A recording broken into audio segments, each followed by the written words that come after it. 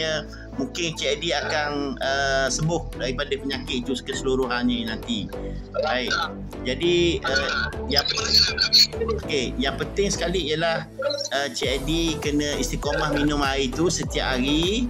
Daripada pagi, tengah hari, malam tu minum air tu. Kalau Cik Edi pergi kedai minum kopi ke Nescafe ke apa saja air, bilah balik dengan air tu. Faham tak? Bilah balik.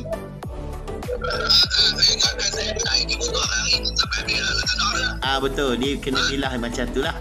Okey. Baik. Yang kedua, nak tanya Cik Edi, kaki Cik Edi yang bengkak tu macam mana? Yang bengkak tu dah surut dah? Dah surut. Okey.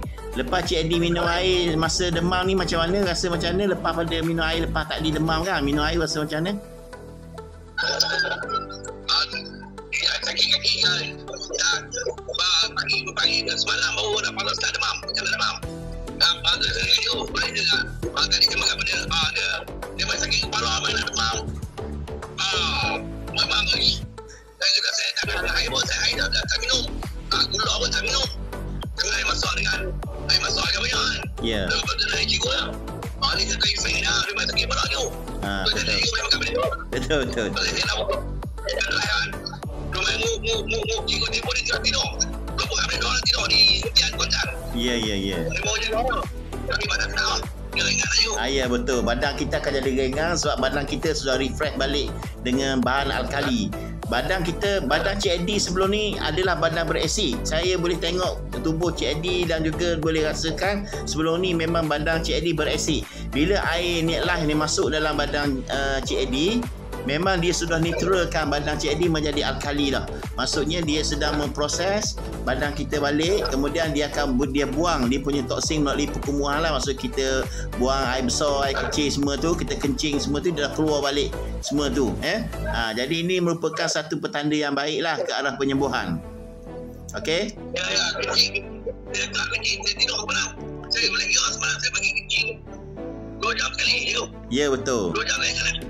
Kalau dah saya dah start sama cikgu lah. Saya akan pergi kencing 4 pagi, 4 lebih saya akan kencing sekali. Ya. Dan start sama cikgu lah. Kalau saya pergi gula, saya akan kencing. Ya. Lepas tu saya pergi minum gula. Semalam saya tidur pukul 9, pukul 11 saya pergi kencing lah.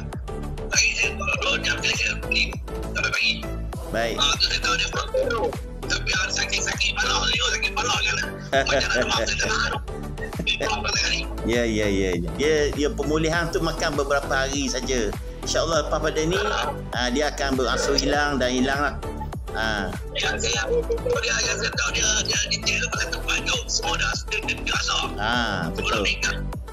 Kena kau tempat yang kau buka, kena kaki yang bagi tempat kau seni ni semua ni saya kenal dah. Saya kena sedang makan benda-benda yang gaut.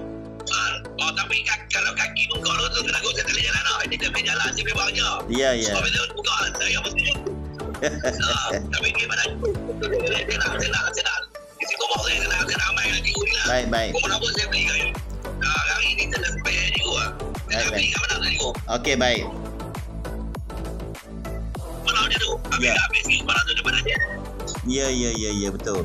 Healing crisis. Dalam istilah perubatan dipanggil healing crisis. Healing crisis ni dia masuk, dia cuci semua badan kita, dibersihkan. Bila semua kekotoran, sakit-sakit tu, benda-benda yang toksin keluar, akan jadi okey semula. Dia tak faham lah. Bukan luka lah. Kita tu lah surat. Apa-apa kita pergi kuat. Kita kempung. Ya, betul. Ya, betul. Kita nak mencuci. Kita akan lagi bau. Kita korang dia punya. Betul. Matu. Apabila kita korang, kita cuci, kita basuh bersih, dan ayam jalan elok. Ya. Dia akan jadi bau tak bau dia kena elok ni. Ya, betul. Elok lah pelongkang kita tu. Lokang okey lah. Tangan tak elok tu memang dia tahu lah. Betul. Tangan kamu ni busuk apa dia sampah apa semua yang semua nama tu. Ya. Macam tu dalam badan saya tak penyakit dalam badan saya banyak ni. Betul. Pasal apa dia ada detail dua hari ayam kedua. Pasal yang tinggal tu kaki kau. Baik nanti saya kita dah ni saya masuk meeting dengan kali 2 hari saya. Okey, boleh insya-Allah. Okey, mandu molek. Bawa molek lori tu. Baik. Hati-hati. Okey, baik. Assalamualaikum. Wow.